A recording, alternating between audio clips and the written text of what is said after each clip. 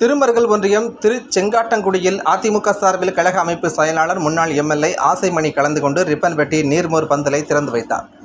நாகை மாவட்டம் திருமருகல் ஒன்றியம் திருச்செங்காட்டங்குடியில் உத்தராபதீஸ்வரர் கோவில் சித்திரை பரணி திருவிழாவை ஒட்டி பொதுமக்கள் பயன்பெறும் வகையில் திருமருகல் ஒன்றிய அதிமுக சார்பில் அமைக்கப்பட்ட நீர்மோர் பந்தல் திறப்பு விழா நேற்று நடைபெற்றது. விழாவிற்கு வடக்கு ஒன்றிய செயலாளர் ராதாகிருஷ்ணன் தலைமை தாங்கினார். தெற்கு ஒன்றிய செயலாளர் பக்கீர்சாமி முன்னிலை வகித்தார். கழக அமைப்பு செயலாளர் முன்னாள் எம்எல்ஏ ஆசைமணி கலந்து கொண்டு நீர்மோர் பந்தலை ரிப்பன் வெட்டி திறந்து வைத்து பொதுமக்களுக்கு பல வகைகள் நீர்மோர் குளிர்பானங்கள் உள்ளிட்டவற்றை வழங்கினார். நிகழ்ச்சியில் மாவட்ட பிரதிநிதிகள் விநாயக சுந்தரம், கார்த்திகேயன், ஒன்றிய பொருளாளர் குழந்தைவேலன், ஒன்றிய எம்ஜிஆர் மன்ற செயலாளர் சிவசுப்பிரமணியன், ஒன்றிய மகளிரணி செயலாளர் பாரதி உள்ளிட்ட கட்சி நிர்வாகிகள் பலர் கலந்து கொண்டனர். இதற்கான அனைத்து ஏற்பாடுகளையும் மாவட்ட தகவல் தொழில்நுட்ப பிரிவு பொருளாளர் நடராஜன் செய்திருந்தார்.